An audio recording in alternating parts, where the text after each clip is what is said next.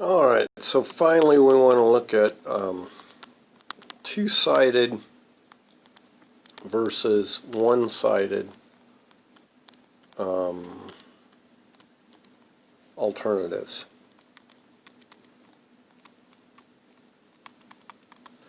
So in your project, you're looking at one-sided. Your project, we're saying something like H0 P, our proportion out. A lot of P's float around in statistics classes. This is just P, not p-value. This is a proportion, and in that project, I think it's 0.59, and then our alternative for everything we do in there in that particular one is in that project is our alternative is that our proportion is greater than 0.59. So the null says our population, we're pulling our data from a population with a proportion of 59% for some kind of bias noted. And then our alternative is saying, oh, just one-sided greater than 59%. Okay, so in a one-sided, well, what we do in our project is we end up making a distribution, and we look at that 59%. Now we do it with numbers, and so I don't, right off the top of my head, I don't remember what those numbers were. So I'll just do it with the percentages, and so I'll say, okay, here is our H0. This is what we're assuming, and so I'll call this 0.59. And if we assume that's the right answer, then what we should see is that we should mostly get stuff around 0.59, but we come out here and whoops, oh, I just made a second page. So we can get other possible things. Now our data, that I think our first set of data was 0.7. That was African American doctors, and so in a one-sided test, okay, we come out here and maybe here's 0.70 is right there. And so what we did to get our p-value, we added everything from 0.7 over.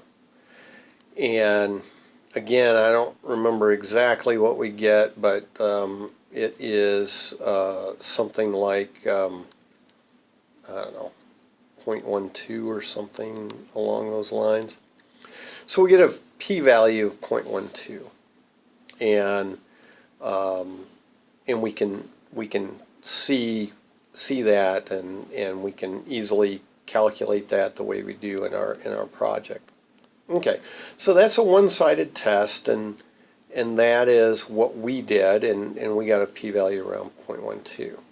Now, in a two-sided test, so if we had said instead H0, the proportion was 0.59, but HA, instead of saying greater, we just said is not equal to 0.59, then when you start talking about your data in that extreme, what you have to look at is, okay, this difference, and say, well, we were up here at 0.7 for our data. Our hypothesis was 0.59, so this difference, 0.7 minus 0.59, which equals 0.11, that difference, well, anything down here, that same distance, so we'll go to 0.59 minus 0.11 is 0.48. So if we came down here to 0.48, then that all those data this far to the left and farther would also be every bit as extreme as our data out here to the right. And so, since when we look at means and proportions and so forth, these tend to be pretty symmetric, what it comes down to is we get our p-value here. In this case, we need to take 2 times, well, let me write p-value is equal to 2 times that 0.12 or 0.24. Okay, so when you do a two-sided test, you pretty much, you calculate things just like we did in our project, and we'll continue to calculate them that way, where we just take our data and we ask, you know, how much area, or how likely is it we could have been out here at our data or further from our null hypothesis.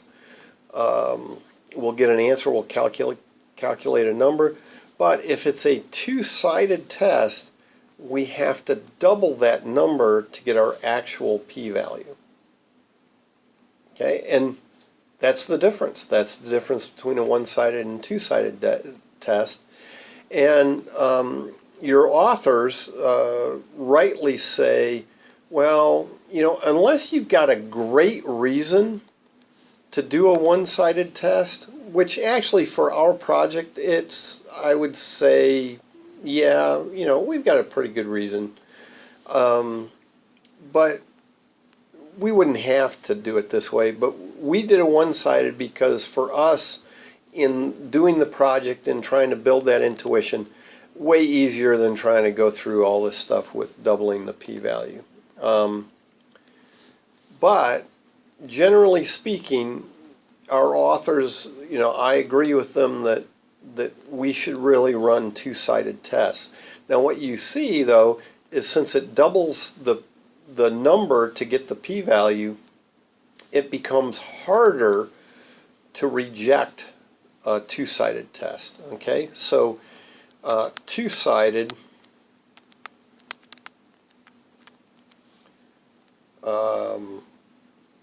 tests make it harder